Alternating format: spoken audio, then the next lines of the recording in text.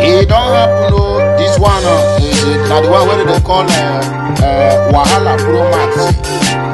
Make on hear wetin happen to a 20-year-old girl, precisely from Akwa Ibom, that wore a Biafran flag uniform, outfit, sorry to say.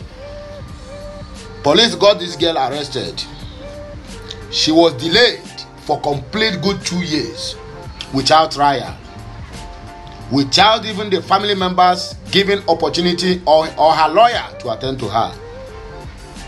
This same country is where we found Fulani herdsmen with AK-47 killing innocent citizens, shedding their blood in their different farms and homes and villages. Got them arrested, order will come from Abuja and you will release them. And you tell me that this country is going to move forward?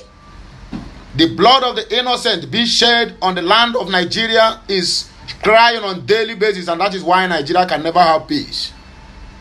The only solution to the Nigerian problem is do what? To split that country, let Okeke and Okafu go their own way. Please, before I proceed, I want you to listen to this very, very important breaking news. A 20-year-old lady arrested for wearing Biafra outfit released after spending 2 good years in detention without trial in the DSS dungeon.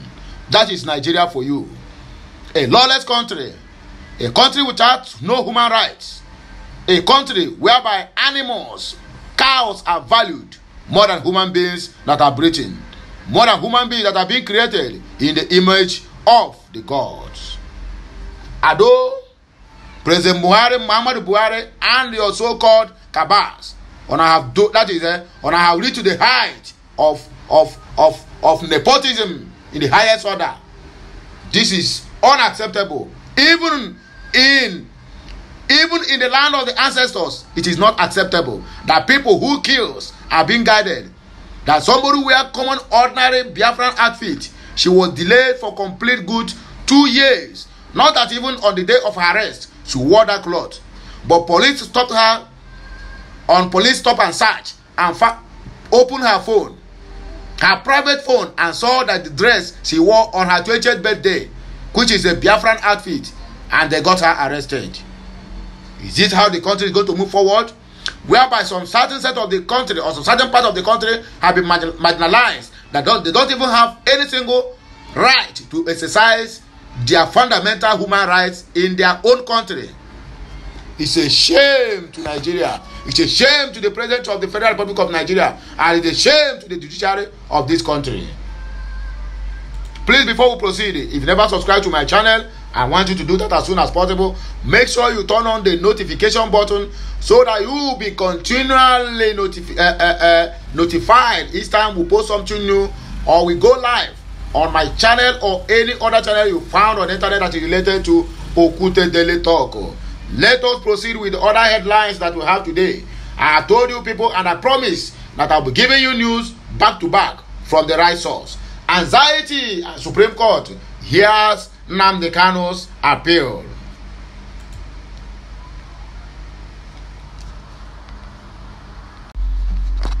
The Supreme Court of Nigeria adjourns Mazi Nnamdi Kanu's trial to the 11th of May 2023. University of Nigeria Nsukka VC reveals what they will do to all these female students who don't want to study, but they will try to seduce lecturers for mark. The VC of that university have revealed what they will do to them if any of them come across any of the lecturers in the university. Enugu police, they don't release update you on murdered governorship aspirant. Lagos State businessman arraigned over alleged assault on a nursing mother. So my wonderful people, please, if you never subscribe to my channel, I want you to do that ASAP. And make sure you turn on the notification button as I have said before, and I repeat myself, so that you'll be notified each time we go live or post something new on this channel. Please, without not taking much of your time, I want to hit the ground running. According to Agbado, he said that his 100 days in office he will hit the ground running. Look at our children who are schooling in Sudan. They are being stranded in Sahara Desert. I don't know the name of the desert, but they are stranded there. The reason is that the drivers refuse to move again simply because Nigerian government have refused to pay. After coming online to tell us that they have spent over $1.2 million to evacuate the students. Who pocketed this money? Where are the people appointed to monitor how this money was spent? There's no single one. Abike Eriwa and the Minister of Foreign Affairs, somebody Onyema, you people have answers to this question. But before that, let us continue with our news. As this thing that happened, the President-elect, Bola Ahmed Tinubu, have not uttered a single word, neither nor his own running mate, Kashim Shettima of Osama bin Laden. A 20-year-old lady, Idara Gold, who was arrested 2 years ago by the Department of State Service, DSS, for wearing a Biafran-themed outfit to celebrate her birthday, has been released. According to the news, Gold, who hails from Akwa Ibom, was allegedly apprehended by the police on the 8th of November 2021 and detained in Enugu State. An activist, Osimondo Ugu, had told Sahara reporters that the policemen had reportedly browsed through her phone and found pictures of her wearing the Biafran-themed out clothing. Not that she wore the cloth on the day of her arrest, but they stopped her, searched her phone, and saw the dress that she wore on her 20th birthday, and she was arrested. There's no human rights or whatsoever as long as Nigeria is concerned. Ugu said when they saw a picture she had posted online wearing a Biafran attire to celebrate her 20th birthday, she was arrested and handed over to the DSS in Enugu, from where she was transferred to DSS headquarters in Abuja. Since November 8th of 2021 to this day, the DSS have denied her access to her lawyer, family and friends, and have not charged her with any offense. That is the most funniest part of it. Ugu stated that when her family approached an Abuja High Court seeking enforcement on her fundamental rights, DSS filed an affidavit claiming that they had concluded their investigation into the matter in January of 2022. In the affidavit, the DSS told the court that the suspect had been transferred to a military barracks in Kainji, Niger State, in February, and her case file had been transferred to the Federal Ministry of Justice as well. Nigeria judiciary system and DSS on a well done. Anxiety at Supreme Court hears Mazi Nnamdi Kanu's appeal. All eyes will be on the Supreme Court today, being Thursday, as the Apex Court hears the appeal filed by the leader of the indigenous people of Biafra, IPOB, Mazi Nnamdi Kanu. Kanu has filed an appeal before the Apex Court over his continued detention at the Department of State Service, DSS. According to the news, and Nigeria News learned that the IPOB leader on the 3rd of November 2022 filed an appeal at the Supreme Court. This is coming after the Court of Appeal ruled to halt his release from the DSS custody. Carlo appealed against the 28th October 2022 decision of the Court of Appeal, which stayed the execution of his earlier ordered acquitting him of all charges and directing his release from the custody of the secret police. IPOB lead counsel Ifeanyi Ejiofor, in a statement released on Tuesday, said Kanu's appeal will be heard on Thursday morning. He expressed optimism that the grace of God will prevail in judgment over today's outing at the Supreme Court. The statement reads, "Please be informed, Ezeumu Chineke, that the Supreme Court of Nigeria will this morning hear the appeal over the continued illegal detention of our indefatigable client, Unyendu Mazi Nnamdi Kanu. We are very firm. We are very firm in our belief that the Almighty Chukwu Okeabiama will take absolute control of today's proceeding." This one is by Mike Ozekome. We shall keep you all updated on the outcome of the legal fireworks that we ensure in the court today. Thank you all, Ezebo Mochineke, and remain blessed. Signed and sealed by Chief Mike Ozekome, the SAN of the Federal Republic of Nigeria. Supreme Court adjourns Mazi Nnamdi Kanu's trial. The trial of embattled leader of indigenous people of Biafra, IPOB Mazi Nnamdi Okuchukwu Kanu, has been adjourned till May 2023. Nigeria News report that the Apex Court hears the appeal filed by Kanu today, Thursday, April 27, 2023. It could be recalled that the Biafran agitator on November 3 of 2022 filed an appeal before the Apex Court over his continued detention at the Department of State Service, DSS. Kanu's appeal was against the decision of the Court of Appeal, which on October 28, 2022 stayed the execution of his earlier order acquitting him of all charges and directing his release from the custody of the Secret Service. Before the hearing, Kanu's special counsel Aloy Ejimakor had urged the Supreme Court to ensure justice in the trial of IPOB leader, saying that his matter should end today, April 27 of 2023. However, during the session today, the Supreme Court adjourned the hearing of the case till next month. The decision of the Supreme Court was disclosed in a tweet by Ejimakor, Nigeria News reports. Sadly, the Supreme Court had adjourned Mazi Nnamdi Kanu appeal hearing to next month. Ejiofor tweeted shortly after the court's ruling. I hope, Chineke, I hope when they hear this one. University of Nigeria and Nsukka VC reviews what they will do to students trying to seduce lecturers for marks. Charles Igwe, the Vice Chancellor of the University of Nigeria and Nsukka UNN, has threatened to punish students trying to seduce lecturers and offering S for marks.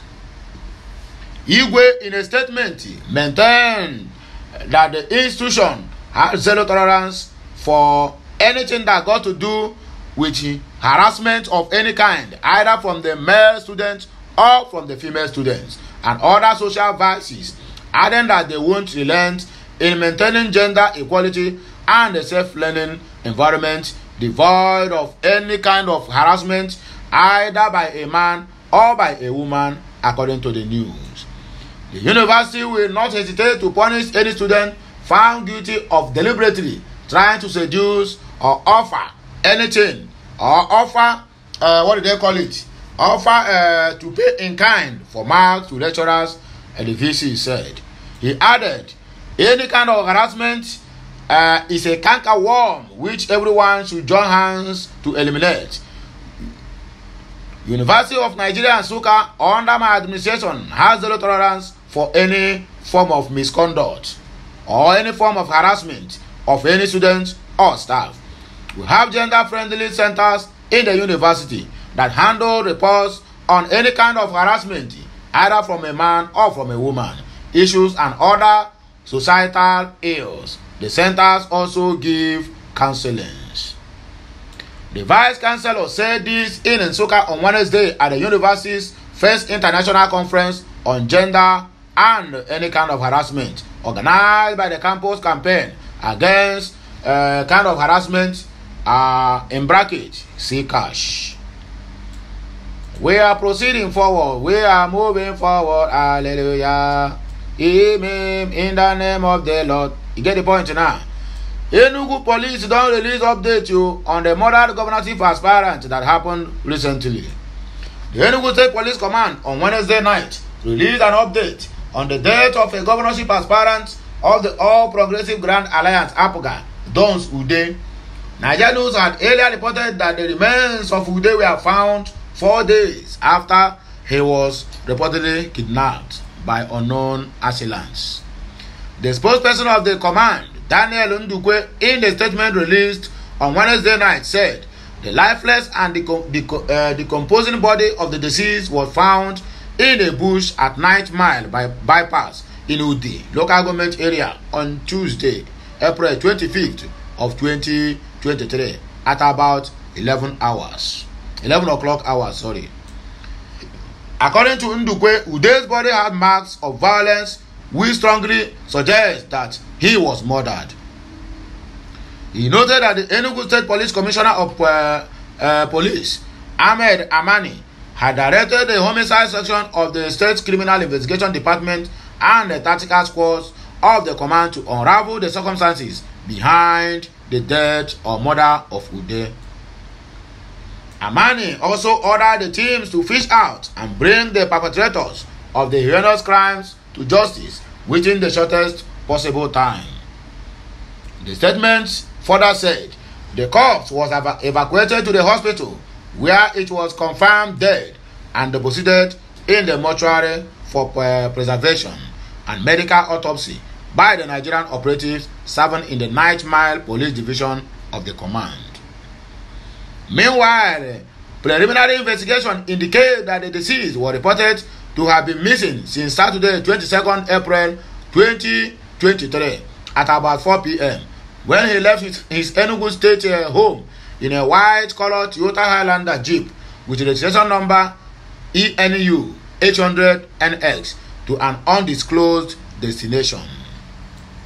All efforts made to trace his whereabouts proved abortive until his remains were found on the set date and location, while the vehicle was later found abandoned and recovered today, 26th of April 2023 at about 10 a.m. at Ungo along Old Enugu Road, Udi local government area.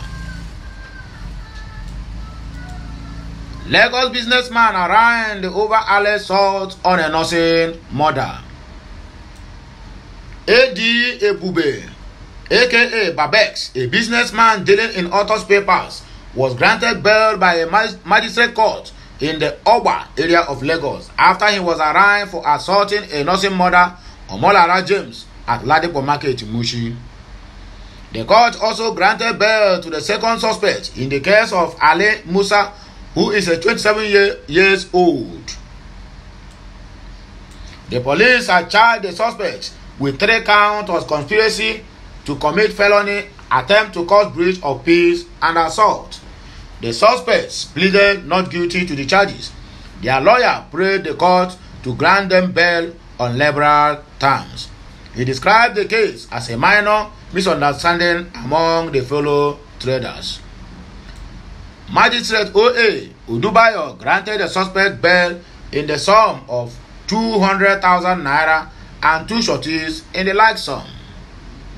The sureties must live within the court jurisdiction.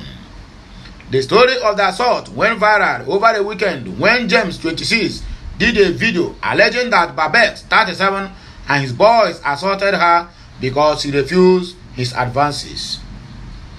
James reported to the police and was reportedly forced to make another video saying Babette meant well. Unsatisfied with how the case went down, the Lagos State Domestic and Sexual Violence Agency took up the case and got the police commissioner involved. Upon interrogation, the commissioner of police, Idowu Owu-Hunwa, decided Babette had a case to answer. Owu-Hunwa also relieved Mushin DPO of his duty with immediate effect.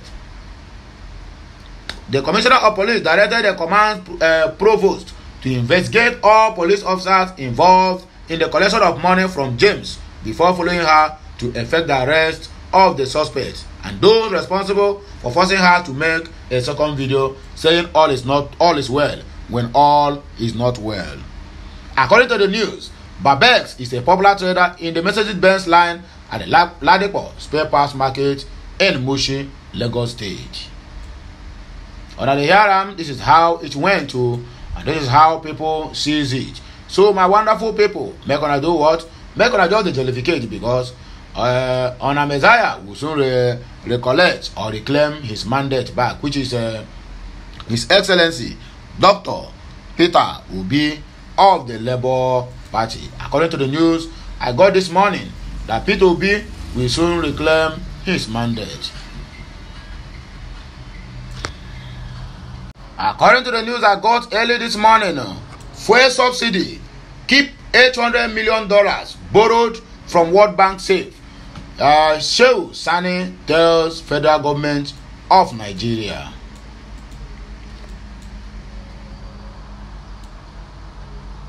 Former Kaduna Central lawmaker Senator Shehu Sani has asked the federal government to keep safe the 800 million naira it received earlier as a loan from the World Bank to cushion the effect of the planned fuel subsidy removal. The money that they have shared since, who tell you that money still remain intact? I hope so. For months now, the Nigerian government has maintained it will remove subsidy on the premium motor spirit to broaden its revenue.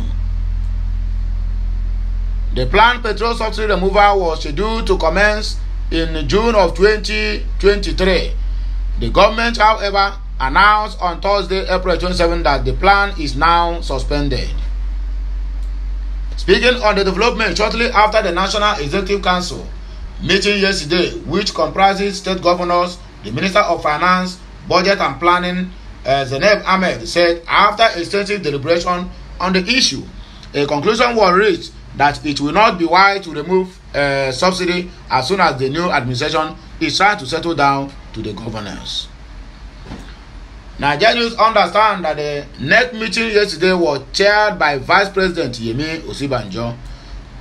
Ahmed also noted in her update yesterday that the existing committee that has been discussing the fuel subsidy issue needed to be expanded to enable more input from the concerned Nigerians. Reacting to the development, Senator Sani, in a post on his Twitter page, said, "Now that subsidy will not be removed, please, that $800 million borrowed from the World Bank for the purpose should be kept safe, I beg." In another post, the former lawmaker suspected that President Muhammadu Buhari backpedaled from the subsidy removal out of fear of protests and strikes. He left it to the Jagaban to deal with the problem, Sani tweeted. Petrol subsidy removal, World Bank gives Nigeria $800 million for palliatives. How can you guarantee that these people will share $800 million, whereby common Indomie and common noodles and eggs and what do they call it, that the world WHO give them to share to Nigerians during the COVID-19? They siphon everything and pack it in their private warehouses to turn them into their own personal property during the time of election, to use it to entice voters so that they will vote for them. But make on hear how these people have been taking all Nigerians for granted simply because they feel that power is in their hands, that they can do whatever they like at any given time. Well, you people are right, because the Nigerians youths who are supposed to learn are not learning. So you old fools in the government house will continue to be misusing the public funds on your private private day life update. So my good people, please, I don't want to talk much, because talking about the issue of Nigeria, it gets me angry every now and then. So make I no go use anger, go talk the one we no go dey good for public hearing. So my wonderful people, make on enjoy on a day. I am signing out, and happy weekend to you all. Bye for now. Kemesiano. See you when I come back again with another news. Thank you.